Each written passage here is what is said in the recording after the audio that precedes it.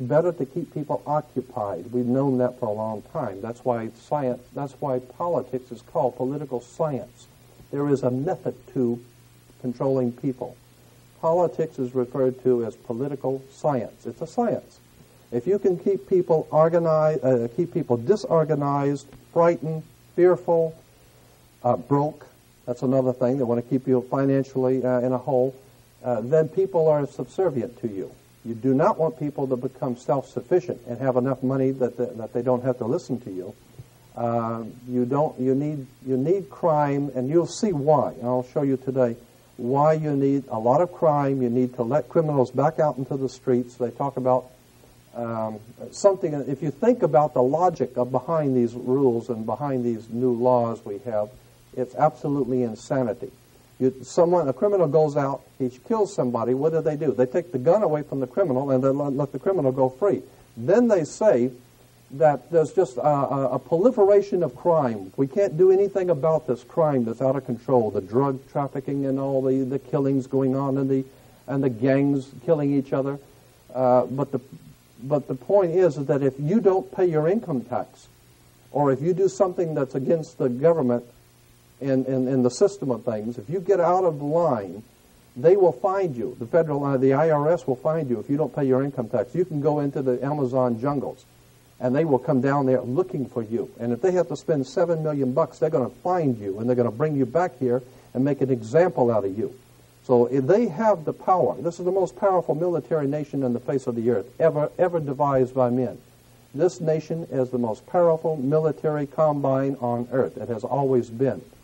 And if you think about the time back in, 50 years ago in 1940, when the United States was a very infantile country, it didn't have all of the high technology it has today, and just within a couple of short years, it got its stuff together and was able to meet Adolf Hitler on the field of battle throughout the world, and was able to do a battle with the whole Nazi empire.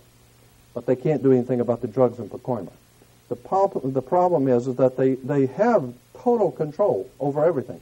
So anytime you see things going on, just understand that the powers that be in this government want it that way. Franklin Roosevelt, probably most of you don't remember who he was. He was one of the presidents. Franklin Roosevelt made a statement publicly that I think is very important. He said that anytime you see anything happen in politics, you better understand it was planned that way. So anything that's going on in this country that you see that sounds crazy and lunacy, it's crazy and lunacy to you. But to those guys who are doing it, they know what they're doing. There is a method to the madness. I want to show you, and I think it'd be better if I just go on and begin with the slides, because I have so many of them, and I'll just stop and comment as we're going. Are we going to be able to...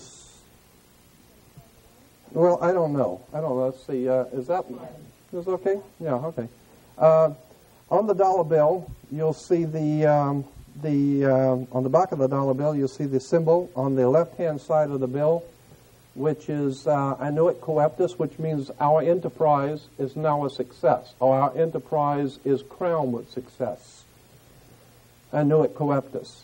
So you say, fine, so you have an enterprise and it's now crowned with success. What enterprise are you talking about?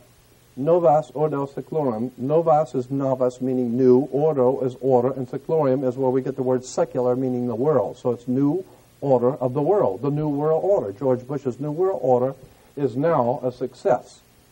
But the problem is this was put on the dollar bill back in 1934. 1934 is when the Federal Reserve actually finally took total control of the United States monetary system. And that's when they said, it is now a success, because this is a symbol. This is an emblem of a secret society of Freemasons called the Illuminati, the German Bavarian Illuminati. They were a secret society founded in the south of Germany. They were called the Illuminati, the illuminated ones, the enlightened ones.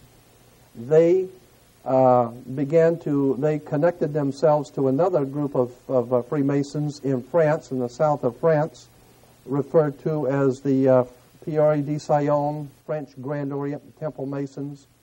And so this symbol today, while it's on the back of a $1 bill, It is also, incidentally, on a document in the British Museum and in the Louvre Museum. Both have some of the original writings of that sect of Freemasons in Germany that are today on display. And on one of the documents, it has that exact symbol, Annuit Coeptis Novus Odosiclorum, and that was in 1774 that the Bavarian Illuminati drew up their plans for what they were going to do in America and how they were going to do it. And that's not a new. That's not just from 1934. That goes all the way back to 1774, 1775. It's a symbol of a secret society. The triangle at the top with the light emanating from around it is Horus, the god of the ancient Egyptians. Of course, this is an Egyptian pyramid. You don't find pyramids in America. You find them in Egypt. And that pyramid is the symbol of the eye, was in the Egyptian religion Horus, which was the newborn sun. Every morning when the sun came up, his name was Horus. There was that was the solar divinity in Egypt. Horus was God's son, the light of the world, who is risen. He is our risen Savior, our risen. And so Horus was referred to as God's son, and that's why the light is emanating from around, because it's the sun. The sun is a round eyeball of God. The ancient Egyptians believed the pupil of God was the sun, and He's watching you. And therefore, the sun was very bright. And so today we even say someone who is extremely intelligent is brilliant. They're bright. And that's why God is, of course, the most brilliant of all. Therefore, the sun is the most brilliant because it's God's eye. All right, anyway, there are 13 layers on the pyramid. And the 1776 at the bottom is 1776. A lot of people think it's because of the country being founded in 1776. It has nothing to do with that. As I said, this is on a document published back in 1774, 75, and then in 1776 the Roman numerals appeared on it in Europe. So what it amounted to is that the 1776 was when this secret society actually formed itself into a secret society and put itself into operation. Like any other secret society or fraternal order, there's a few years in the formative stages. And then there's a time when they actually get a charter and come together and actually become an actual organization. And then they get a charter from the government and they actually are a legal organization. They were in operation in the 1760s, 1770s, but it wasn't until 1776 that they actually made themselves into a coherent order, and it was called the Order and Sect of the Illuminati. They were the basis for what we call today in our country the Bavarian Illuminati was the basis for what we call today the Colombian faction. The Colombian faction of the Illuminati came here right after this government was formed, and that's where we get today Columbia Space Shuttle, Columbia Movies, Columbia Television, Columbia Records, everything, Columbia University. As a matter of fact, Columbia TV, Columbia Broadcasting System, CBS. What is the symbol for CBS? It's the all-seeing eye of CBS. It's the Colombian faction of a secret society that calls themselves the Colombians, and that's why our government is in the District of Columbia, because these guys own our government. They print our money, and they own not only the government, but they own you. You are their property. As a matter of fact, when you're born, your birth certificate, on the bottom of the birth certificate, it says the Department of Commerce. It is a property of the Department of Commerce because you are nothing more than a piece of commercial material. That's why if you're out of work, you don't go to an unemployment office. You go to the office for, what is it called, human resources, because you're just a human resource. So, in other words, these guys print the money, they run the country, and they own you, and they own everything around it. And so they make the laws, and that's why they can decide who can kill who, and who can get away with who, and who can get away with whatever, because they make the laws and they decide. All right. The new order of the world, our enterprise is now a success.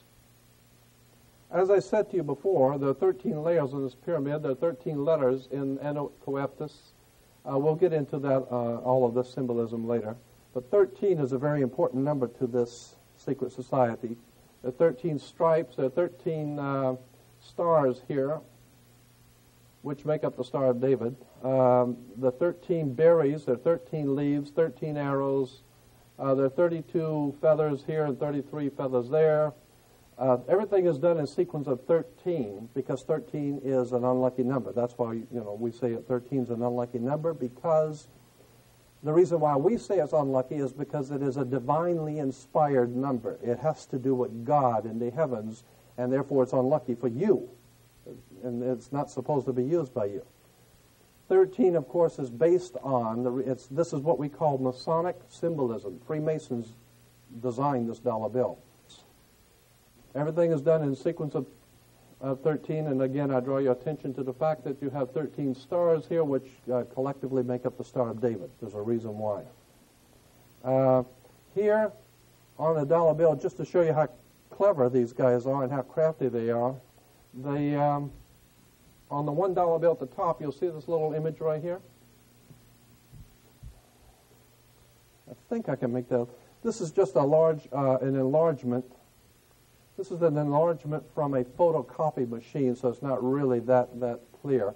But if you blow it up from an actual photograph, you'll see it is it's a little owl. It's a symbol of the Bohemian Society. The Bohemian Society meets in California on the last 2 weeks of July of every year. The Bohemian Society is another secret society that was spun off of a larger secret society. The Colombians have a little fun club that they meet for 2 weeks out of the year in Northern California, and they're called the Bohemian Society. They meet in something called the Bohemian Grove. I have pictures, which I don't have with me tonight, but I'm going to have on my next lecture, showing all of the presidents, all of the living presidents, excluding the new one, but all of the living presidents at Bohemian Grove in Northern California, and they're all wearing red and black Ku Klux Klan dress type of regalia, like the Ku Klux Klanners, with the pointed headdress and everything. And, that's quite a sight to see presidents dressed like Ku Klux Klan members, right? And they're standing in front of a big open pit of fire, and behind them is about a 20 to 25-foot owl behind them. And the article in Elm magazine and Time magazine, I've got 2 or 3 different magazines showing basically the same pictures. It says that the presidents meet with all of the heads of industry throughout the world, all of the heads of state throughout the world, and all of the most important wheeler dealers in this country, and they all meet up in Northern California, and they have rituals where they go before the owl after midnight. And what a picture you got, with all the presidents dressed up like Ku Klux Klanners with black and red robes on before an owl. And these are your presidents of this country. And the reason why they chose the owl is because the owl is a symbol used in Europe by secret societies, because the owl is wise because it sees things in the dark. And the implication is, of course, that's why they are where they are, because they're very brilliant and they know things that you don't know. So they see things in the dark and they put their little owl on the dollar bill. It's just a clever little thing, but it shows you how these guys think. We get into Masonic symbolism. When you drive by a Freemasons, the Masonic Lodge, you'll see the square and the compass and then the G in the middle. The G is for not God. Everyone thinks it's for God. It's not. It's for geometry. Actually, it goes back even further than geometry. In 1717, it was stood for geometry. But the G has been used by secret societies as far back as ancient Greece, meaning the generative principle, the principle of generation or sexual principle in nature. And so when you see that G, just remember it stands for geometry. Now, so talking about geometry, here is a typical geometric figure of a 3-ring square. The circle, the triangle, the square, all have Masonic and spiritual meaning, as you'll see. But here we have the square within the magic circle. Here's the Washington Monument from above, the square within the magic circle. Incidentally, the Washington Monument is the Egyptian obelisk, another, like the pyramid on the dollar bill, another Egyptian symbol, because what America is referred to by the secret societies throughout the world as the New Egypt. That's a term that is given to them in their given to America in their literature, the New Egypt, because our whole laws are based on the ancient magic of Egypt, the white and black magic. That's why your police cars have black and white cars, because it's the idea of black and white magic coming out of Egypt. And, these people that are running this country are really devious. But here we have the mystic star. I think I'm probably going to have to adjust each one. Here's the mystic star, to give you an example, is a 7-pointed star that's used in secret societies. You'll see it all over. 7-pointed star. Here's the Masonic Orders of Fraternity. Again, you'll see it.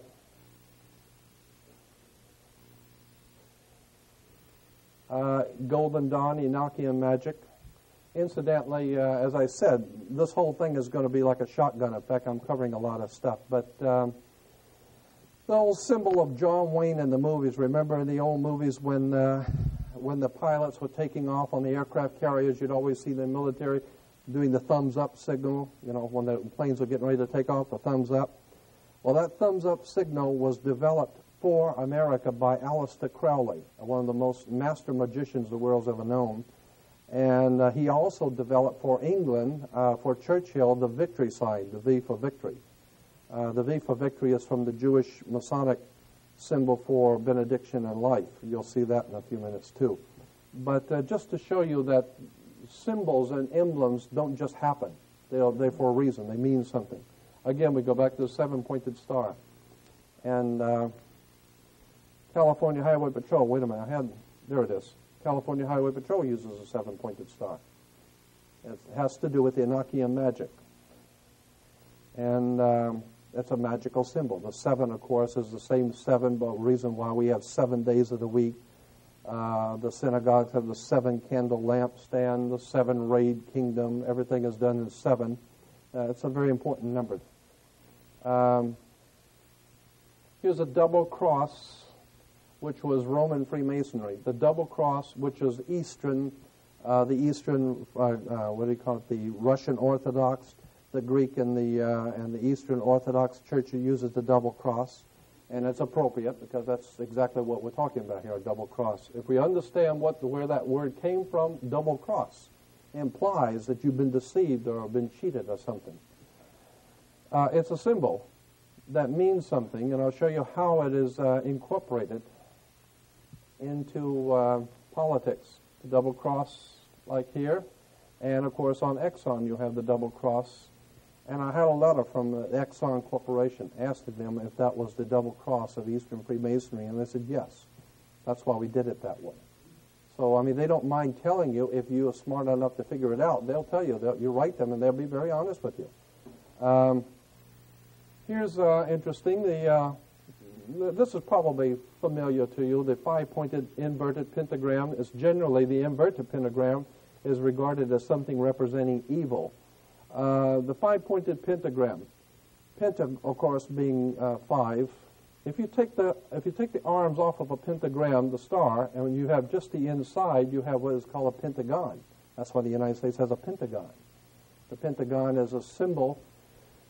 That's why, incidentally, Chrysler can use the pentagon symbol as a Chrysler symbol, because they're the ones that produced all of the half-tracks and tanks and everything else for the United States during the Second World War for the Pentagon. So they still use the symbol of the pentagon.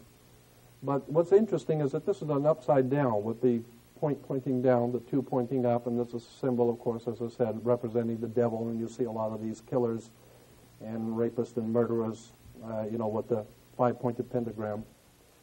Here it is again, just showing you how it has its connotation with the pointing down, being the devil. Here's the first synagogue in Los Angeles of the B'nai B'rith in 1873, and up here, what do you see, is the inverted pentagram. We're talking about this is the first synagogue in Los Angeles, and they're using an inverted pentagram, which everyone knows is associated from the earliest ages in the Middle Ages with devil worship, okay? Here's a 7-rayed kingdom of God, how the 7 flames and the 7 candles of light. Incidentally, the 7-candle lampstand in the synagogue, the 7 candles represent the 7 lights of the heavens: Mercury, Venus, Mars, Jupiter, Saturn, the sun, and the moon. The 7 ancient gods of the ancient world. So when you see the 7 candle, that's a very holy 7 candle lampstand. No, it just represents the 7 little lights in the heavens. And each one of those lights represented a god. Each one of those gods represented a day. So therefore, we have 7 days of the week to honor the 7 candle lampstand of the 7 ancient gods of the world. It's all very metaphysical. It's all very strange, and it's all very well put together. You understand how it works. Here's the shell oil. To give you an idea, let me back it up. I moved too quick on that. Here's the Panorama Mall, has an emblem, a symbol, and I put the shell symbol next to it so you can see what we're talking about here in shell is the sun rising between 2 triangles. The sun rising between, that's a sunrise, it's not a shell. Just like the Toyota, you see the sun rising, and I wrote a letter to the Shell Oil Corporation, and I sent them pictures like this, and I had some extensive research material I sent with them and said, is this true? Is this not, in fact, a shell, but it is a sunrise, which is a symbol of a secret society in Europe, and it is used in this way? And they said, yes. They wrote back and said, yes, it is a secret society symbol. It's been used for the last 100 years. Prince Bernard of the Netherlands was a member of this secret society. And so when you drive by a shell, just remember, it's not a shell, it's a sunrise of a secret society, and I'll get into that, what it means later. And it's just to show you how emblems and symbols all around us, and we don't even know what they mean. Here's another one. The 8-pointed star is 2 squares superimposed on each other. Get it better. There's a square here, and then a square here, and it's called the double square of Freemasonry. The reason for the double square, the first square means that you play fair and square. You know, when you play baseball down at the town square, and if you, anything which is legitimate and right according to the secret societies is square. You play fair and square. And if you go to jail, they'll give you 3 square meals. It's fair. It's the right thing to do, right? And so the whole idea is square means that everything which is right and legal and just and everything's squared. So that's why even in court they say, well, your testimony doesn't square with the facts. It's square means things which are right and correct. When you superimpose another square, the implications of the second square, which you will see, means disorder. It's the intertwining of both order and disorder, meaning that you have the power over what is right and correct, and you also have the power over disorder and things which are not right and which are not correct. And so the same people control both chaos and order. Incidentally, that's why you have, well, I better not get into that because that's going to come up in a minute. Here it is again, the double square Freemasonry. The chevron. Chevron oil is actually the double square Freemasonry. See, this is 2 squares. Oh, wait a minute. This is 2 squares. What this chevron is, and that's the word chevron. You'll see on the military, the police wear them on their arms, and the military wears the insignias of power. They're called chevrons because they are squares. It's a box. That's a box, and this is a box, and this box is sitting on top of that box. And if you draw a line, for a triangle back here, you'll see it's 2 square boxes sitting on top of each other. It's referred to as the double square or the chevron of Freemasonry, the double square of Freemasonry, okay? And so it implies that the powers that be in this world have both control over revolution, trouble, anarchy, and they have control over good government and over righteous government. So they can do whatever they want. You want to have a good government or bad government, they can do the same. They can do whatever they want because they got the money and they got the power. Here in England, of course, it's more appropriate in England, is the double square Freemasonry in London at the Parliament. It even says the octagonal Central Library in London has the double square Freemasonry. And of course, I think it's appropriate there because they do, in fact, finance and organize and direct all over the world. All kinds of bloodshed and violence all over the world is being organized, directed, and financed by the United States government and the British government together, Britain and America, are the reason for the violence and the chaos that we're seeing throughout the world today. In Yugoslavia, It's all been planned. This is all part of something that the United States is doing in the Middle East right now, and Yugoslavia is going to pay for it. Again, we have the double square. All right. Here is the double square Freemasonry worn by the Queen. And this square is, the Masonic square, is referred to as the Knights of Malta square. This one is the British square Freemasonry. The Knights of Malta, you'll see it's like four little triangles coming together, but they don't actually have a point in the middle. It's just a round or a nothingness in the middle. You'll see that again in Arco, where the four little points come together, but nothing in the middle. The Knights of Malta is, the square of Knights of Malta is the pyramid from the top, looking down on the pyramid of Egypt without the capstone. That's because, remember, on the dollar bill, the capstone is not connected to the body of the pyramid. So here is flying over the top of the pyramid, looking down on the Great Pyramid. You don't have a point because the chief cornerstone is not on the pyramid. And I just threw this in. I don't know why, but I did. Here's Under Life in Fascism. I wanted to make the point about political symbols. We hear a lot of people talking on radio and television about fascism and how bad the fascists are, and fascism this and fascism that. Well, in most cases, fascism or fascists have come to power after the nation has suffered an economic collapse. Are we having problems economically or what? Right? A military defeat, Vietnam, and some other disaster. The fascist party wins mass support by promising to revive the economy and restore national pride. And that's exactly what the government's saying today. They need to restore national pride. Get Clinton in there to be president. And no one seems to realize Bill Clinton, as a Rhodes Scholar, trained at England and London, England, and Oxford University, bought and paid for by the Rockefeller Foundation, financed and organized his education. He is nothing more than a yes man for the power elites in this country. They want another candidate because he looks good. Personal liberties are severely limited under a fascist government, which is, I'm saying that's what we have here. And the government also controls newspapers, or radio, and other means of communication. That's why I'm not on nationwide television, right? And it issues propaganda to promote its policies, and boy, this government does that. Let's see. Oh, yeah, wait a minute. This is interesting. A secret police force crushes any resistance. I like the word crush, because that's what they do. You get in their way, they come out and beat your brains out, right? So,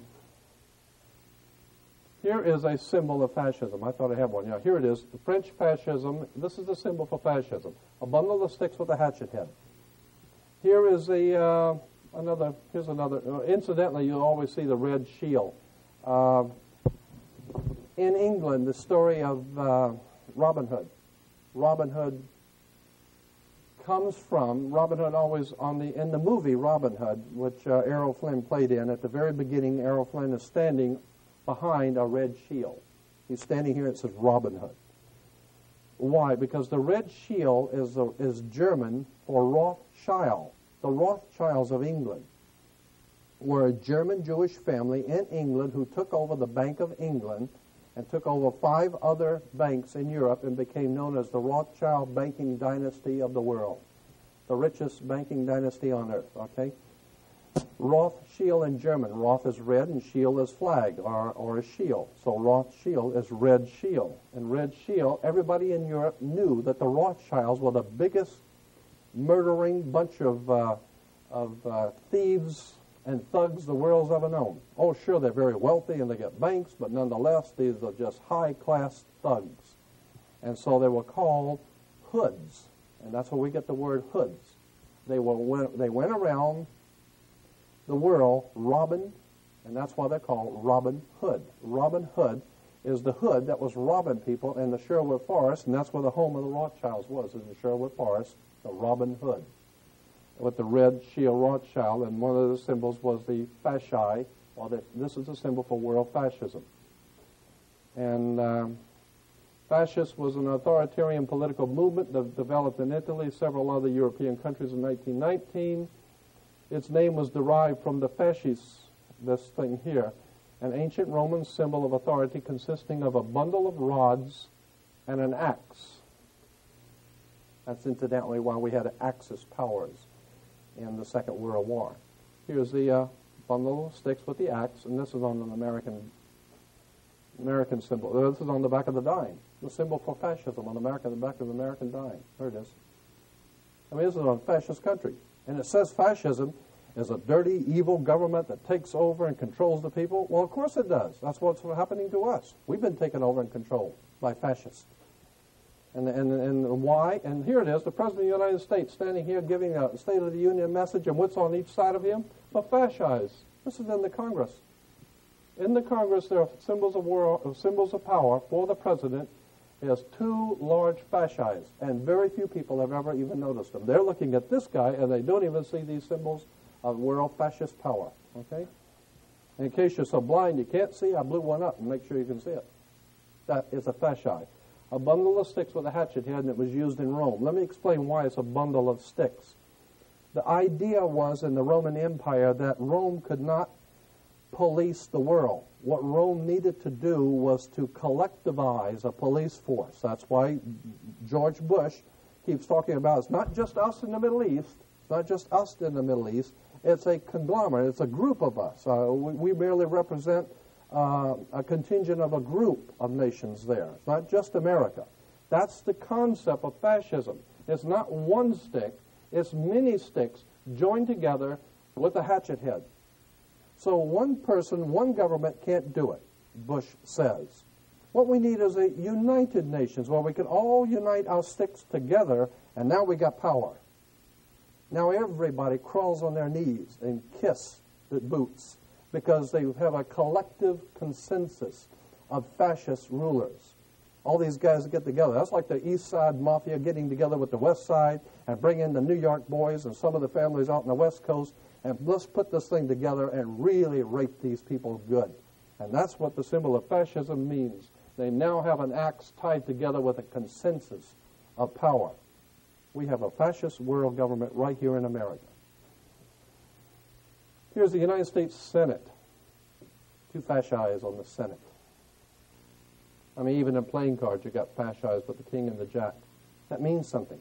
There's a reason why the ace is the highest card in the deck. That's something else. Aces are always higher than the king for a reason.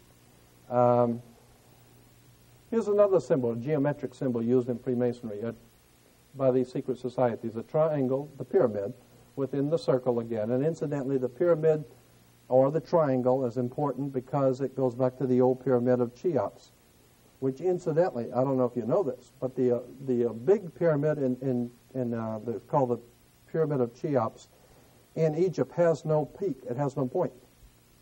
It has no point on it. It's the chief cornerstone of the point never was there. And the circle represents, of course, the sun. This is the sun, always the circle. And it has to do with Stonehenge. Stonehenge is a symbol for the sun in the old ancient Anglo-Saxon Germanic secret society. So that's why Stonehenge and the pyramid are connected. The numerology in Stonehenge and the pyramid are both the same. There's a lot of interesting stuff there when you get into the numerology of the pyramid and Stonehenge. But here's an example of how symbols are used. All right, here's a dictionary of Freemasonry, and here, I'll blow it up. You'll see the triangle and the circle again, and here's the cross and the crown, and we'll go through that in Holy Bible, and the G again for God, which is actually geometry. But this is the triangle and the circle, okay? It's because of the triangle and the circle here. And it has to do with God. It's a symbol of God. It's used in Freemasonry. It's, again, we'll go through. Here's the Bible, Star of David, and up here at the top. Oh, and here it is. But over here on the bottom is called the Royal Arch. You may have heard of that in Freemasonry, the Royal Arch degree. And there it is again. And here you'll see it used in churches. The School of Theology at Claremont. Yeah. You see it right there? Used in churches because Claremont School of Theology is a Masonic college. It's financed, organized, and directed by a secret society in Europe. Yeah. And but people don't realize that because it's a church. It has to be holy. And there's nothing holy about it. This is a very powerful secret societies operating throughout the world behind our government and behind governments throughout the world, and they have tied themselves in and set up what they call a religious establishment. And a religious establishment is nothing more than a front man for a very powerful secret societies operating in the world. So they may look holy, but you better do your homework. There's more to religion than meets the eye. Here's the King and Queen of England with the triangle and the circle above them.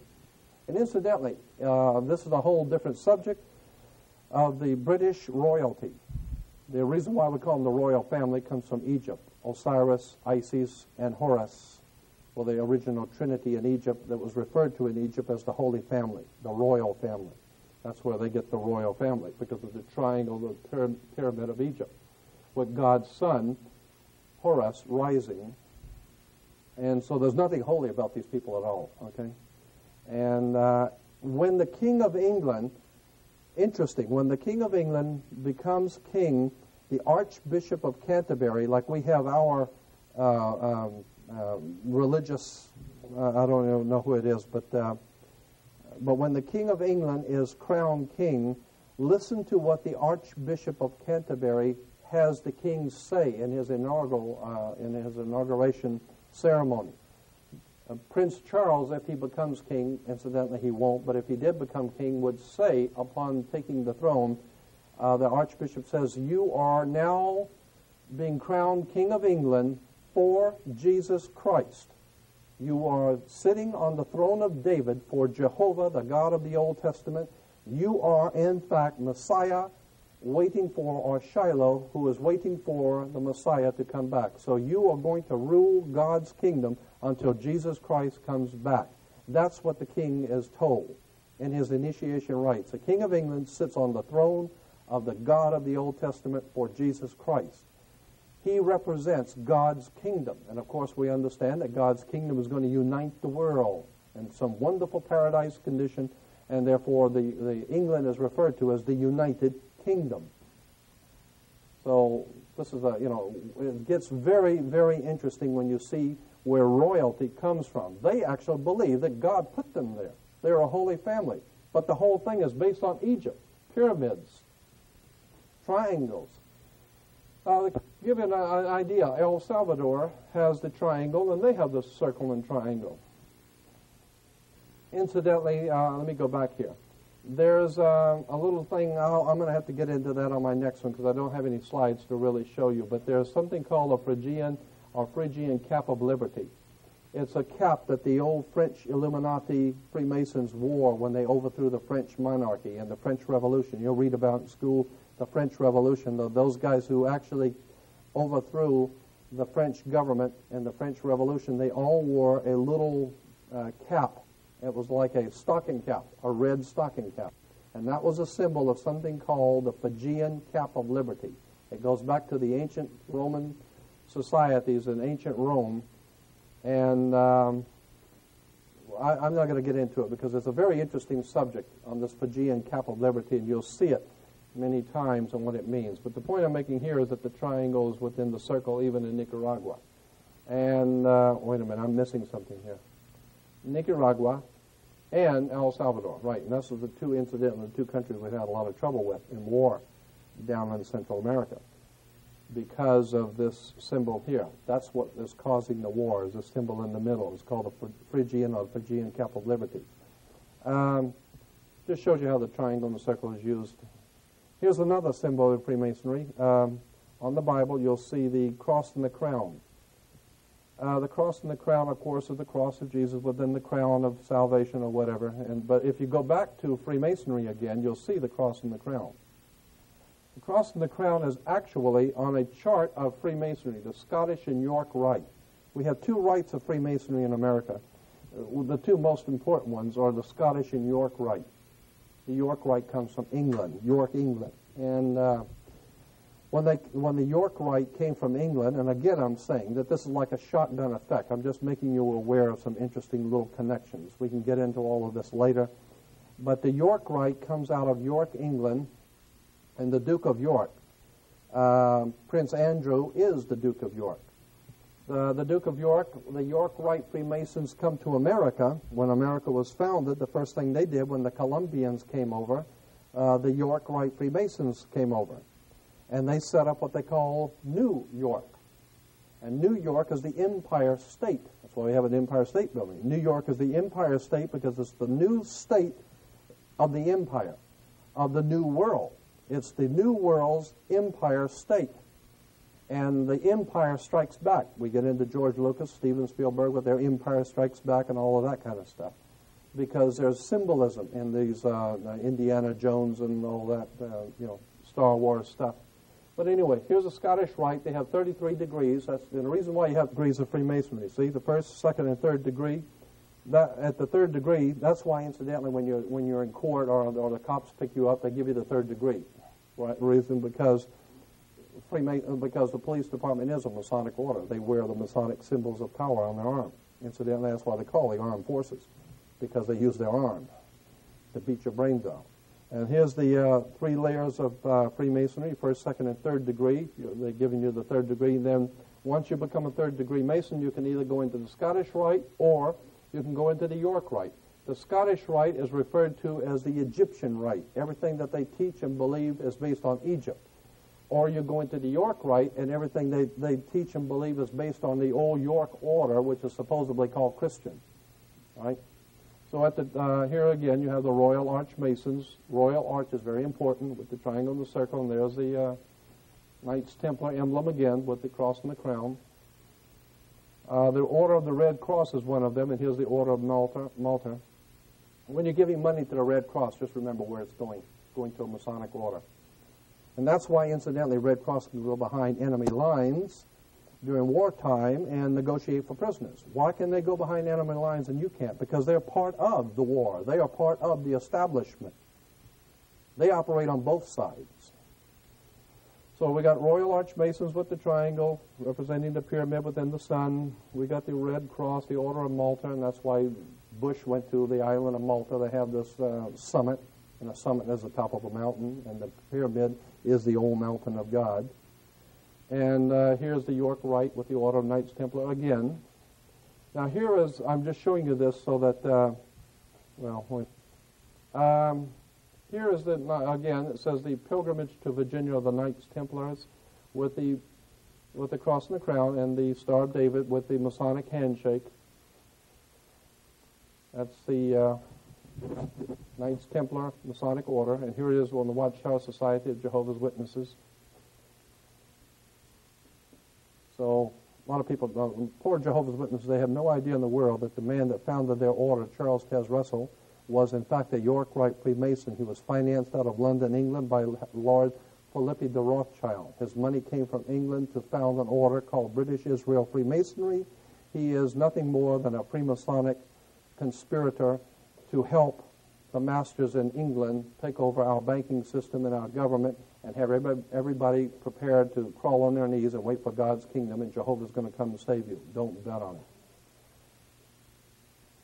Cross and the Crown Lutheran Church. It's many places. Kingdom Identity Ministries, we got the Cross and the Crown. It's found in different churches throughout. Here it is again. All the, these are like what am I trying to say? A catalog for religious symbols. And here's a grinning Cheshire cat with his and he's got the cross and the crown. So when you go to churches and you see this cross and the crown, just know there ain't nothing holy about it. It don't represent nothing holy. It represents a very powerful secret society. Same people who are printing your money are directing the churches. Freemasonic orders. Here's Christian Science, cross and the crown. Mary Baker Eddy's husband was a Freemason in Germany. He was connected to the cross and the crown of the York Rite. You find it everywhere. And I'm just making a point, and the point I'm making here is that so many things that we see in churches we think are religious, we haven't got the faintest idea where these churches came from and what they mean. Here it is on church rings, commitment to Christ, and what they have, Masonic symbols on the... Anyway, here's right here in Pasadena, the Methodist Hospital right over here, we're walking distance. Methodist Hospital, Southern California, Masonic emblems from Europe with the cross and the crown. And they're called, incidentally, those this is interesting, those Freemasons who are operating out of hospitals are referred to as Knights Hospitalers. They are the Knights Hospitallers. They are the ones that have control over the health in America. The American Medical Association, the American Health Associations, all hospitals come under the Knights Templars, or what they call the Knights Hospitallers. So when you hear all this crying and complaining on the news by the politicians talking about the absolutely prohibitive cost of medical care, what they're saying is our brothers in the Knights Hospitallers need some more money. So they're jacking up everything. We're being had. We're being had by some very powerful secret societies that control our very life. Everything we see, everything we hear, our food is dominated by them. They're putting chemicals in our food. They're killing our people. They're beating people up in the street. They don't really care. These are fascists. They don't care a thing about you or anybody else. They have only one thing in mind, and that is the direct control over the human race. It's called the New World Order. Here's a community Bible church over in Van Nuys, off of Van Nuys Boulevard. Incidentally, you'll see pyramids all over it and triangles. And here's the front. And inside, you can't see it too well. I got to do a better picture of that. But anyway, it's the cross and the crown. Santa Anita Apostolic Church, cross and the crown. It's right here on the Santa Anita Boulevard. Here's another one. This is over here on Colorado Boulevard in Pasadena. It's I think it's a Presbyterian church or a Methodist, I'm not sure. Inside, here it is again.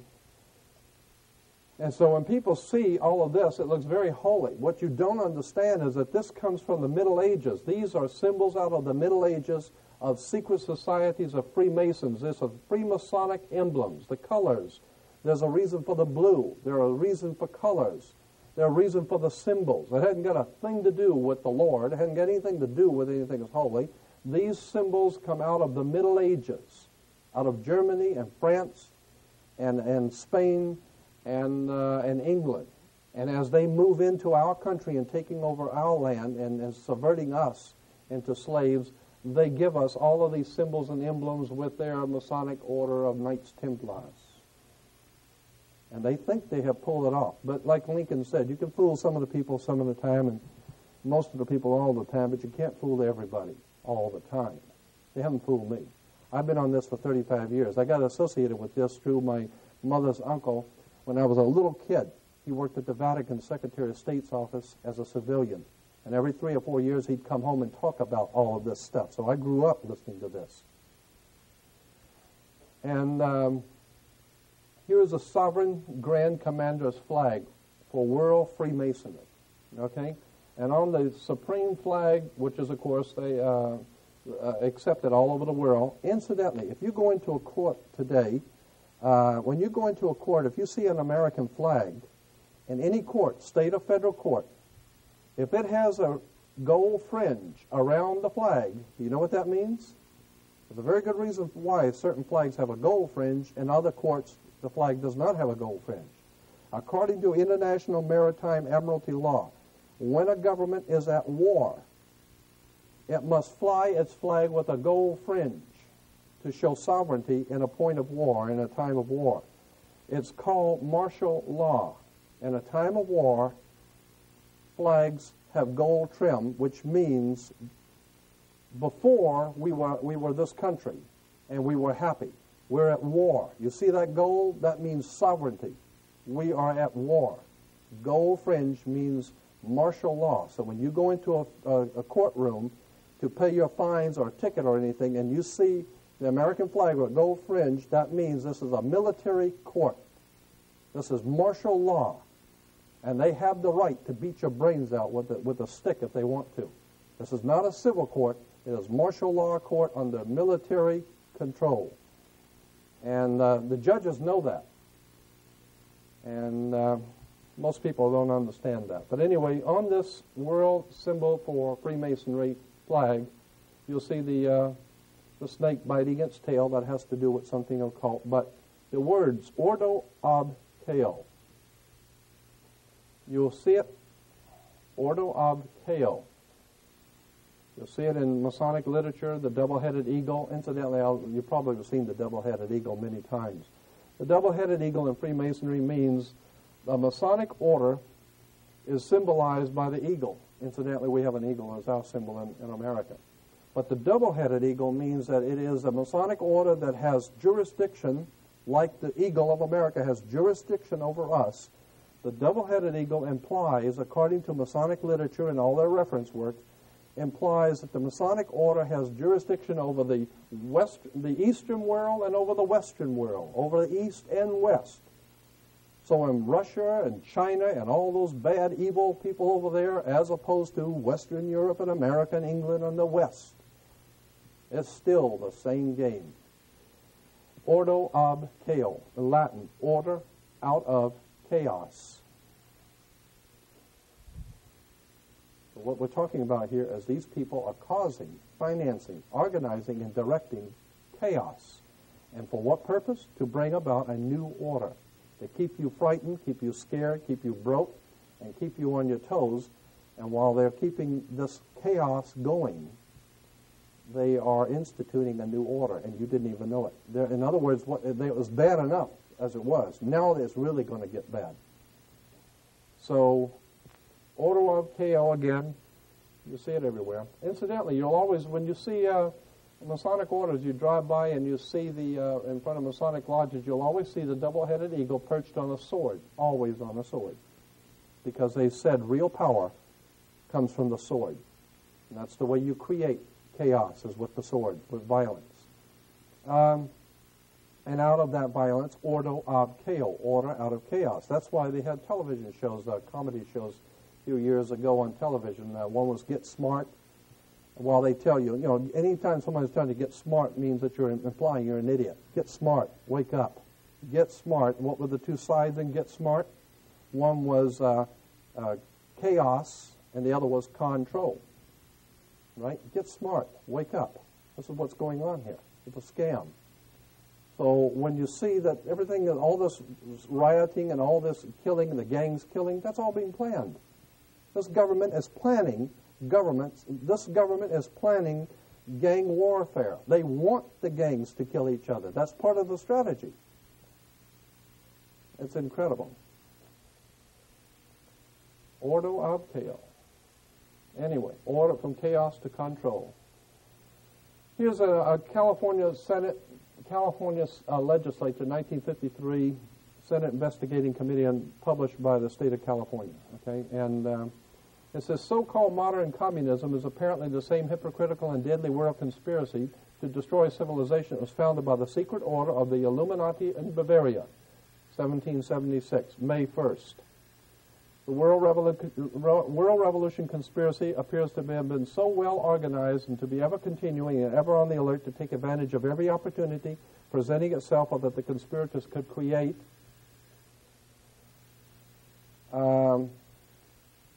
It is significant in this connection as early as 1783, when unsettled conditions and dissatisfaction in some quarters had arisen in the American colonies, subversive anonymous sermons were circulated among the colonial army to incite dissatisfaction and rebellion. George Washington immediately called the army together, and in addressing them, he used this significant language. We're talking about 1783. George Washington said this, quote, "My God, what can this writer have in view by recommending such measures? Can he be a friend to the army? Can he be a friend to this country? Rather, is he not an insidious foe, some emissary perhaps from New York?" So George Washington already realized that there are conspirators who are planning our demise, and they're operating out of New York. Then the Senate goes on to say, it is plain that Washington believed the then center of this secret conspiracy, so far as this country was concerned, to be located in New York, and felt it to be his duty to make such a direct statement. So, what we're talking about here is as far back as 1783, we've known what was going on. Well, I better go on to the next quote, because it'll make sense. The recognition of May 1st, 1776, as the founding date, which is on the bottom of the pyramid on the dollar bill, 1776, had nothing to do with founding this country in 1776. It has to do with the founding of the Illuminati in 1776. the recognition of May 1st, May Day. That's why in military, when a plane's going down or there's trouble, they call it, it's a May Day call. It's a May Day. May Day means trouble. That's right, because these people are trouble. They cause chaos, violence, revolutions throughout the world, bloodshed in Afghanistan, in Yugoslavia. Anytime these people decide they want you, that's trouble. It's May Day, and that's the symbol for them was May 1st. That's when their conspiracy was formed in 1776. Now, the recognition of May 1st, 1776 as the founding date of this world revolution conspiracy is not difficult to understand when it is realized that May Day is frequently celebrated, even in recent times, by rioting and bloodshed on a worldwide scale. That's why the Soviet Union always had their May Day parades, because the Soviet Union was always going out and killing people and murdering people, and they would celebrate on May 1st, because what they were saying on May Day was that they're celebrating the world conspiracy. They're celebrating the world Masonic conspiracy that is financing the Soviet Union. And incidentally, and as it says, it's often celebrated, even in recent times, by rioting. That's when we had our last riot in Los Angeles, was on May 1st, May Day. I mean, the thing that happened in Los Angeles was set up. The CIA and the federal government set up what we call the riot in Los Angeles. They set up those four guys to, the whole thing was a setup. Dick Gregory even got into this for a 3-hour talk on KPFK, where this whole thing of Rodney King beating was a setup. It was all planned. It was purposely planned. It was purposely designed because they knew the people would be angry and would riot. It was a setup. The whole thing. That's why in wartime, we call in this country in wartime, generals talk about the theater of war, the Pacific theater, the Atlantic theater, the European theater. The theater implies it's an act. It's a plan. It's just a theater. It's entertainment. You know, that's all it is. It's a theater of war.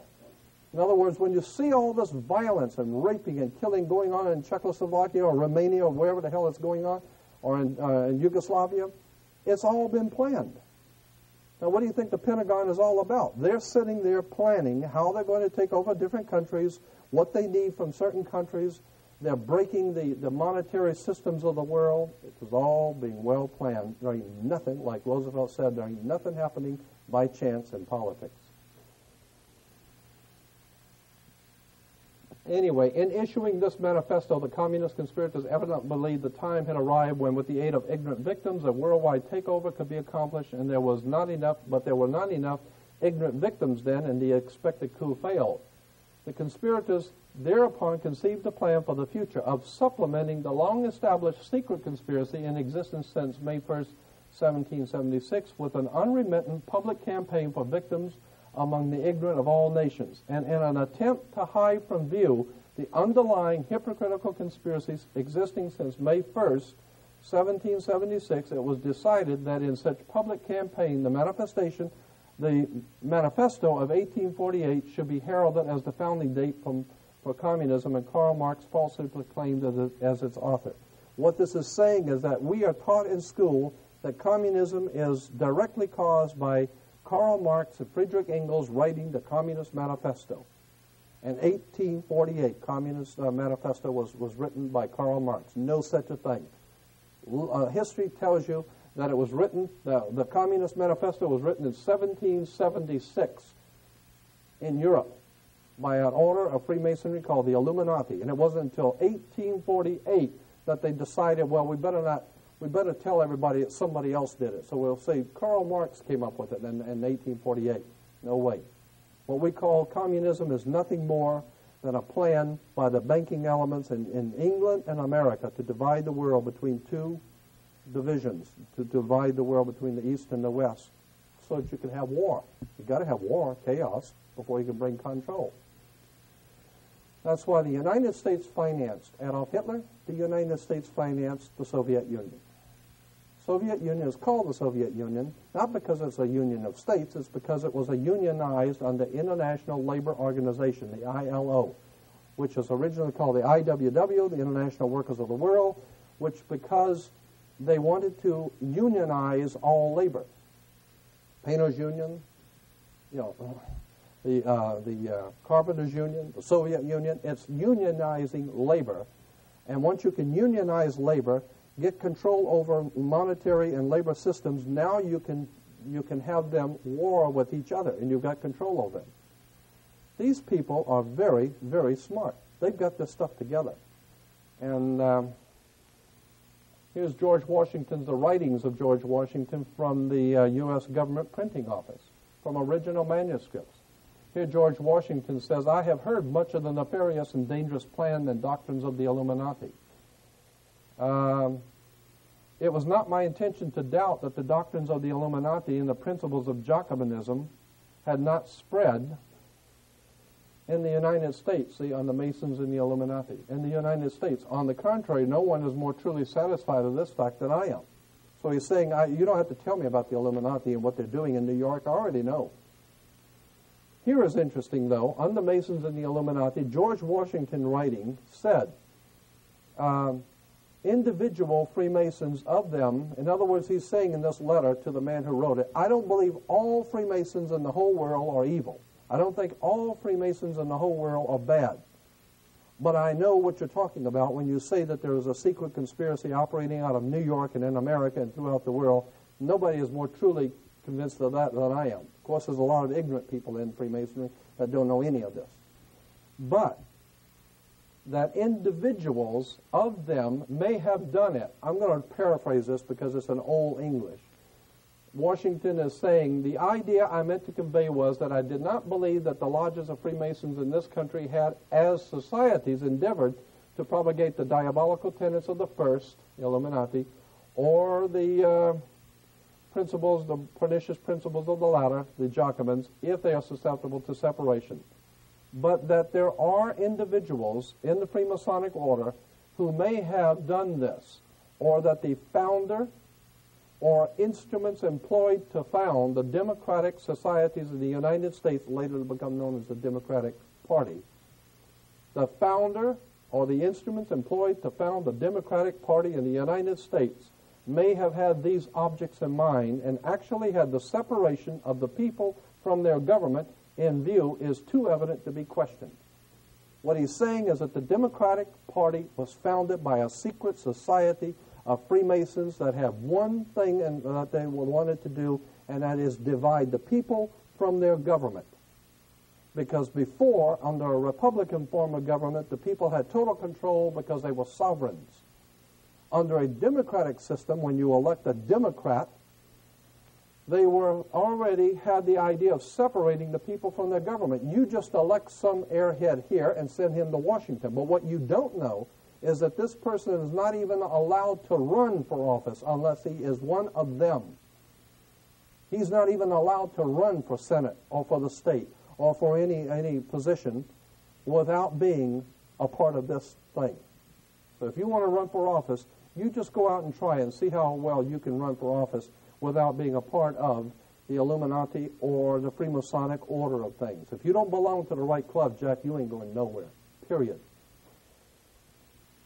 Here's a congressional report from the congressional hearings on steps toward British Union, again, Union, steps toward British Union, a world state in international strife. I'll run that back by you again. British Union, a world state. What are you talking about, a world state? You're talking about a one world order, a world state, an international war. And on page 13, this is a very interesting document, 28 pages long. But on page 13 it says, let me call your attention to the fact that on the reverse of the Great Seal of the U.S., which appears on dollar bills, you will find the exact symbol of the British Israel World Federation movement. This symbol is also carried on literature of other organizations promoting a world government and a world religion. At the bottom of the circle surrounding the pyramid, you'll find the words Novus Ordo Seclorum. This is the new order that was advocated by Clinton Roosevelt several hundred years ago. So this is a symbol of a thing called the British Israel World Federation. It is a connection between England and America and the Masonic orders of both and how they put this thing together. That's why, I guess, again, we say that England is God's kingdom, the United Kingdom. And as a matter of fact, there's a very big difference. A lot of people don't know this. There's a very big difference between being an English and British. British comes from a Hebrew word. Brit in Hebrew means a contract or a covenant. And ish in Hebrew means man. Therefore, British means the covenant man, man of the covenant. What covenant? It's the new covenant, God's covenant for a kingdom through Christianity, through God's kingdom, the United Kingdom, the British. And the British, with America, are involved in something called British Israel Freemasonry. And all these dopes in Washington, D.C., and these conspirators in Washington, D.C., the District of Columbia, are nothing more than frontmen for a very powerful secret society preparing us to accept something that's called God's kingdom. Remember, Armageddon's coming, the end of the last days, the end of the world, Jehovah's Witnesses, the Mormon Church, the end of the world. You better do your homework. There's something going on here. That's why we have a 51st state. Incidentally, a legal term in this country for a state is called the state of, like the state of Alabama, the state of New York, the state of Florida. State of is a legal term according to International Maritime Admiralty law. That's why we have a state of Israel. Israel's not a country, it's not a nation, it's called the state of Israel because it was set up as part of our federal system. It was set up in 1948 by the United States and England, and it was referred to under International Maritime Admiralty law as the state of Israel because it is an actual state of the federal system of America. So you better figure out why too. There's a reason for it. Here is a symbol taken from a Freemasonic book. They didn't know I had, and here's the fires of revolution and trouble, anarchy, the cauldron of fire, they call it in Freemasonry, of the revolutionary trouble. And here's the pyramid with the Masonic. And down here you have three contingents or three factions of Freemasonry, always at war with each other. You have the Pope, which is incidentally, the Catholic Church is a Jewish Freemasonic movement, founded in the Middle Ages in the year 325 by Constantine. It is a Jewish Freemasonic political movement. That's why the Pope wears the little yarmulke. He wears the little yarmulke with the cardinals. They wear the tellus. All of these symbols and emblems in the Catholic Church are nothing but Jewish Freemasonry. Kabbalistic Freemasonry. You'll see, I'll give you a lot of examples of that very quickly. This represents Rome, or the Roman Freemasonic orders, and incidentally, you'll see a lot of this stuff in Godfather 3. In the movie Godfather 3, there's a lot of this stuff talking about the secret societies and the Freemasons operating in the Vatican and all that kind of stuff. And, incidentally, the guy who directed those shows and put them on the Godfather series, Francis Ford Coppola. I was doing some research at the police department down at Parker Center, and in their files, they have a whole file on Francis Ford Coppola. Francis Ford Coppola's father was Carmine Coppola, who was a don in the mafia in the city of Corleone, Italy. Huh? Corleone's? That was his father. His father was a don in the mafia in Corleone, Italy. That's how you can make such a great movie and know so much about it. Hell, his father is the don in Corleone. Yeah. So anyway, incidentally, I think Francis Ford Coppola is great, but I mean he's very knowledgeable. He's put stuff together. You better figure out where he's getting all that money to make Apocalypse Now and all the hundreds and hundreds and hundreds of millions of dollars. Where's he getting the money from? I mean, where do these people get the money from? They're getting it from secret societies and fraternal orders that are the powers behind our government. Okay? So here we got the Vatican, we got the Knights of Malta, and the King of England. They're all in there working up the fires of trouble all over the world. Here's the Pope with the yarmulke. Why, I ask you, are all of the politicians and all these world leaders all on their knees to the Pope? It's not because they're Catholic. I mean, here's the Emperor of Japan, Japanese, and he's on his knees, or getting ready to. So how come these people are all on their knees to the Pope? It has nothing to do with the fact that he's Catholic. It has to do with the fact of who he represents. He represents a very powerful secret society referred to as the Knights of Malta. And in world Freemasonry, there is something we call today an unwritten code of ethics among the thieves. I mean, you may be the East Coast family and the West Coast family, but when you meet, there's a certain respect for each other. So the Eastern nations, they respect that he represents a very powerful secret society of the West. And so it's only honorable to show respect. It doesn't mean we can't have a war. It doesn't mean we can't kill each other. But this is a state affair, so we all on our knees. And these symbols here, the stripes going over the shoulders, all are Masonic emblems. They always represent who you are in the Masonic structure of things in world Freemasonry. That's it, exactly. That's why they killed John Kennedy, too, because the Pope, they were afraid. Freemasonry in this country was very much afraid that John Kennedy was going, the old Joe Kennedy was going to start a Catholic dynasty in America. And that's one thing they're not going to have in America, the Catholic dynasty. You can't help it once in a while a Catholic will get elected or something, but we ain't have no dynasty here. I mean, every time you turn around, Joe Kennedy had, 15 kids? My God, he was going to have kids galore. And he wanted to have all his sons be president, congressmen, senators, always going to be a Kennedy doing something every time you turn around. So somebody decided to take Kennedy out.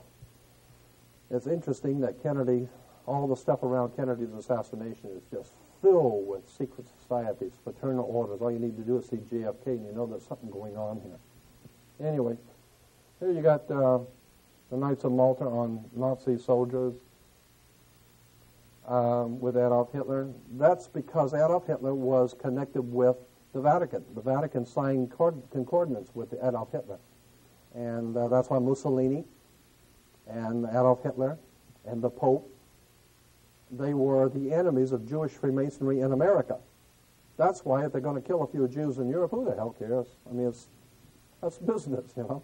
That's why Hitler was killing Jews, is because the Vatican was a opposing branch of Freemasonry, which was a Gentile Roman branch of Freemasonry, which is why Rome, Mussolini of Italy, joined together with Adolf Hitler because they were trying to reestablish what is called an Aryan system of laws and science in the world as opposed to the New World Order in America.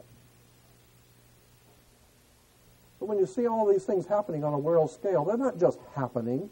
There's reasons for all of this stuff. You know, here's Nazi officials. They look like some of the people who run this country. They're just like it, too. And they look about, don't they? Don't they look like governors and senators and whatever? And so here's an emblem right here. This is the Knights of Malta. They all wear the Knights of Malta symbol, Masonic Order of Malta, Roman Freemasonry. But then down here is this is the Military Order of Malta. Incidentally, when you see the round circle with the swastika was the old Aryan Hindu symbol for the sun. Like the Egyptians had Horus, well, the ancient Aryans of India had the swastika for the sun. Incidentally, the swastika for the sun for the Aryans and the Buddhists, the broken legs went the opposite way. Hitler inverted them and went the opposite way. The Aryans had it going clockwise, which meant something spiritually in the esoteric. Hitler broke the legs and made it go backwards, which meant it's going back to the east instead of going to the west. So he was reestablishing the old Aryan Empire on the ancient Eastern occultism. All of this has to do with secret societies and subversive movements. But anyway, this Knights of Malta religious emblem here on this one is interesting because when you enlarge it, I think I need to, that's pretty good. You'll see that it is the same one as the other one we showed on the before, Knights of Malta, but you'll see it's two circles. There's an outside circle and an inside circle, all right? Here it is again. Outside circle and inside circle, okay? Knights of Malta, religious Knights of Malta cross. And there it is again. But where is this at? It's in Pasadena. First Congregational Church in Pasadena.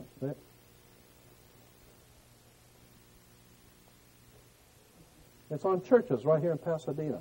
The Knights of Malta, religious Knights of Malta symbol. So, and something else you might be interested to know. On all churches, you'll find pointed arches on the doors. You go into a church with a pointed arch, and the windows are pointed arches. The pointed arches symbolize the female. The pointed arch of the female, and that's why the male. That's why they would never allow women to be priests in a church, because the philosophy which gave birth to what we call Roman Catholic or Western Christian civilization was based on the female arch, and the priest wears the robe, or the robe, which is the female dress. A robe is a female dress, and a priest wears a robe because spirituality in the ancient world, according to the ancient world, spirituality was always in the hands of females, not the males. Men were never thought to be holders of religion or spiritual creatures. They were the ones that went out and killed and raped and murdered and brought in the food. The women were the ones that nurtured the child, brought civilization to males, because if you take all males, you lose civilization. You need the female to civilize society. Yes? Oh, yeah. Compass of the male. It has to do with that. And that's why I said that the priest represents, with the long robe, he's representing female wisdom, or something the Greeks call it Pista Sophia, female wisdom. And within the female wisdom, beneath is the male. So it all has to do with symbology. It all has to do with sex, the female, pointed arch, etc. All right, then we get up here to York Rite Freemasonry again, and here is the Masonic square, or the Masonic, the Malta, Knights of Malta cross. The cross, that's the same one the Queen was wearing. Right? The Knights of Malta cross. Here it is again. Let me go back to that. Order of Knights Templars. That's why in Israel today, you see the Jews going to the Wailing Wall, and you see this in the news. They're at the Wailing Wall. It's the wall in which they wail. They wail because of the Wailing Wall was put there. It's a very difficult story to say in a couple of words, but that's where we get Wall Street, from the Wailing Wall, the Hebrews who wail on the Wailing Wall of Wall Street. It has to do with symbolism, which goes back to Solomon's Temple. Solomon's Temple was the symbol and the home of what is called the Knights Templars, Knights of the Temple. That's why Steven Spielberg has the Jedi Knights, and the Empire Strikes Back and the Jedi Knight. Incidentally, according to, if you go to the library and look up the Masonic folklore, you will see that the spiritual connection between the Freemasons of the York Rite and God was a little spiritual creature they call Yoda, with little pointed ears, and he was a magician. They call him Yoda. Yoda comes from Yoda, or Judah.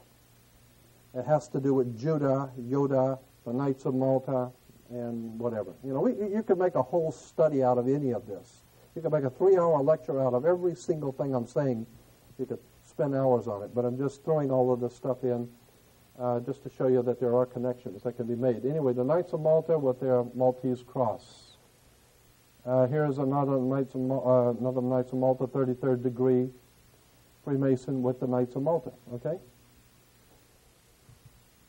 Here's the same one on Masters of the Universe, right? That's what they intend to be, is Masters of the Universe. I mean, hell, they own the Earth. Now they're going for the universe, right? Now they want to go out to other stars, moon, own the whole universe. Masters of the Universe. Blonde hair, Aryan. Remember Hitler with the blonde hair, Aryan. Knights of Malta, Catholic Church, kill the Jews. Hey, it's all connected. Right? Okay? You get the Knights of Malta again. And I'm drawing your attention to this strange configuration here because you'll see it again in the fire department. L.A. Fire Department has the Knights of Malta. Because the fire department, the police department, sheriff's department, mayor's department, and everybody else's department is all Masonic, the whole thing. We are in the hands of a very powerful secret society, and we call it law. Actually, it's nothing more than secret societies who have totally taken us over. And we just go along to get along because we're too ignorant and too frightened to death to do anything we did know. Yes? Yeah, on a red background. The Knights of Malta are a Gentile Roman Freemasonic order coming out of the old Roman Empire, which was the collective power of the old world of Europe, because Europe was dominated by Rome. And so the Knights of Malta is a symbol for a Masonic order coming out of the old world order of Europe, and it was called the Knights of Malta, and because it goes back to an old priesthood on the island of Malta. Malta was a symbol many, many, many years ago, over 2,000 years ago in the Roman Empire. Let me think of something that's comparable. You know, there are certain places in our country that are hot spots for occultism. And in the Roman Empire, Malta, the island of Malta, was a place where you go there, and those people are really off the wall out there. They got strange stuff going on there, occults and all that kind of stuff. So Malta was always a symbol for occultism in the ancient world. And so the Romans had what they call the Knights of Malta, the knights who operate. Yes? No, the Illuminati, all right. The Illuminati is a relatively new phenomena in Freemasonry. It came in 1776 with Adam Weishaupt. But what the Illuminati was merely a course correction in Freemasonry. There was the Roman world under the Roman domination of Europe, Freemasonic orders. There was the coming out of Spain, France, the coming of what is called York Rite or Scottish Rite Freemasonry, England, Spain, France, coming into America to found a new world order, but above them, above the two orders, which is the eagle with the double head, implying that both sides, both the old world order and the new world order, are being dominated by a third one. And that's what Ian Fleming in his James Bond novels was talking about, that there's a third power over the two. And it's controlling both. And that's the Illuminati. No, this is just showing the Knights of Malta symbol, which is Roman Freemasonry, but it shows how they don't mind using both sides, as long as you remember that America is a York Scottish Rite country. They don't, you know, they're symbols of Freemasonry. And what I have to do is I have to show you their works, their reference works that explain these symbols and how they connect, because they're very open with it. They explain their symbols and how they got here and what they mean and why they allow them to be used.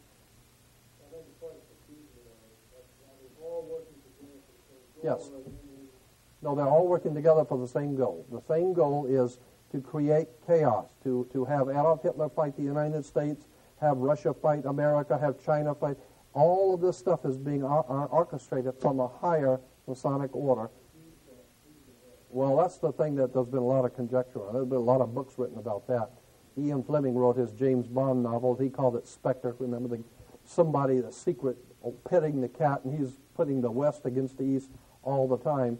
And Ian Fleming, when he was interviewed on David Frost's show, they asked him, who is this Spectre, this third power group that's always getting the East and the West at war? And he said, England and America and the Western world are aware that there is a third power in the world that pits the two together. And that is operating, he said, out of Switzerland. That's what I think is why Switzerland is a neutral country, because that's where the big boys live. And you don't mess with, yes, the World Bank. As a matter of fact, in Switzerland, There's a large building in one of the cities of Switzerland, and I had a big color picture of it. I don't have it on slides now. There's a large building in a big downtown city in Switzerland, and it's a round, perfectly round building, enormous in size. Look like maybe 2 or 3 blocks, round circle, and it's divided into equal 3, into an equal triangle. And 1/3 is it says in the article, 1/3 of the building, and then when you fly over it, you can see it. It's like the peace symbol. That's why the peace symbol was the Y within the circle, okay? It was called in runic, in the old German runic, it was called the peace symbol. Anyway, the 1/3 of that building in Switzerland is the world headquarters for the United Nations. 1/3 of the other third is the World Bank, the International Monetary Fund, and the other third is the world headquarters for Freemasonry, the Masonic World Congress. So you got the Masonic World Congress, World Government, United Nations, and the World Bank. This way they keep it all together. You don't have to go out for coffee. You can all work together, right there together, right? Yeah, it's incredible. Here again, I show you the Pope with the Jewish yarmulke. There's a reason why the Pope wears the yarmulke. That's a Jewish headdress. That has nothing to do with God. It has to do with Jewish Freemasonry. The reason why he is called a cardinal, the word cardinal means a hinge on a door. That's what the word means in Latin, a hinge. And the Pope, the word Pope comes from Papa, which is Latin, which means the door to the mysteries. He is the one that you must go through to open up the mystery of God. So therefore, he's the door and he's the hinge. The cardinals are the hinge for the door. And it goes all the way back to Babylon. It goes back to the old ancient Babylonian and mystical religions. Here's a document I got from a Freemasonic friend of mine who got me this document. It's a color. It was on the wall, and I asked him if he had a color reproduction of it. He did. He gave it to me. And it shows some of the different, what is called, the different divisions of Freemasonry throughout Europe. And what they mean and how these guys are all connected together. You know, from England to France to Italy, Spain, it's all being connected. It's all being orchestrated. And yes, I'm not even sure what those words are. That one? I sat and talked to the librarian, the chief librarian. His name was Cook. He was the one that had a copy of this, and he was just explaining how these were the different concordant orders of Freemasonry in some of the different symbols that are used throughout Europe. I thought it was interesting when I first saw it because that looks like the Pope's tiara, the Pope's diadem, right? And that looks like the Pope's diadem. And I called that to his attention, and he said, yes, it is. That's the papal headdress. With the, so what we're talking about here is free. Huh? Yeah.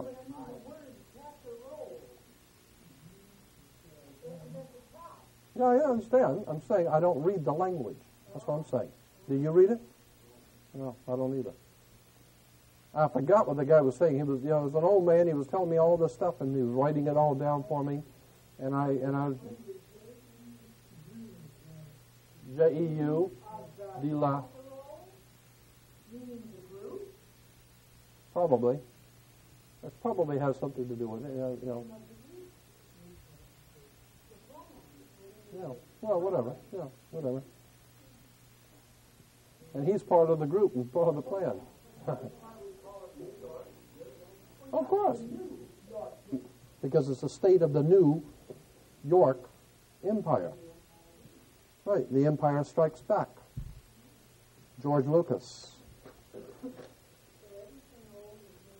Oh yeah, the more we change, the more we stay the same. Nothing new.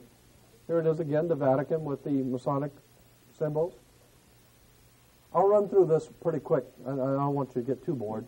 But anyway, here's a papal headdress. But these are all accoutrements for Judaism, right? The Ark of the Covenant and the mercy seat. And here's the Jewish high priest. And he's wearing the same one you just saw, which was worn by the Pope. The Pope's headdress. But we're talking Jewish here. We're not talking Roman Catholic. Unless, of course, you understand Roman Catholic is Jewish. Here is Freemasonry, and off of a page it's called Chapter Jewels of Freemasonry. symbols of the different departments of Freemasonry. And up here, you'll see the king, the scribe, and the high priest. And for the high priest, what you have is the Pope's headdress. The Pope is the high priest of Freemasonry. And the King of England, he's in there too. But that's why there was a war between the King of England, King Henry VIII, had a falling out with the Pope. And the King Henry said to the Pope, I don't like the way you're doing things here because you're hanging out too much with the wrong kind of people, and so our Knights of the Order of York are not happy with you, and so we're going to break it off. We don't want you ruling England anymore. So from here on out, we're going to be king of the kingdom. The keys are going to be those keys on the bottom of the papacy on the Masonic. Well, let me go back and show it to you. Come on, one more time. Where are the keys? I thought the keys were, okay. Anyway, on the paper, you see, you might see it here yet, there's always those two large keys under the Pope's symbol. I think that's where we get the Florida keys from, because if you understand what the word keys and what it means, Florida keys, I think, is connected to it. Because those people down there in the Florida Keys, better know who those people are. The Florida Keys are a home for some of the most powerful mobsters the world has ever known. They got a whole thing down there, and if you understood how many millions and millions of dollars, I mean countless millions of dollars, went into just building that highway from the coast of Florida all the way out to the Keys. That is an astronomical feat for the military, and the military was in charge of doing that. The Seabees laid it all out, and the military laid out that. And if you've ever gone down there, that highway is a beautiful highway, going way out as far out as the eye can see. Right. Now, how much did that cost? And how come you put it out there for who? So, yeah. They didn't put it out there for me. I don't live there. 175-mile bridge out in the middle of nowhere, and I don't mean no little platoon thing. I mean a beautiful bridge going all the way out to those islands, and there are hundreds of islands out there. Why? Because those families that live out there were friends like B.B. Rebozo, the friends of Nixon. I always see the presidents going down to the Florida Keys. That's because these guys who are the powers behind this live out there in the Keys on those islands by themselves, like in the Sean Connery, James Bond movies. These guys are absolutely horrendous. They got a thing going that will not stop, and we have no idea in the world what's going on. That's why they call it the Florida Keys. Again, I say within the triangle of Freemasonry, you have the Pope's hat.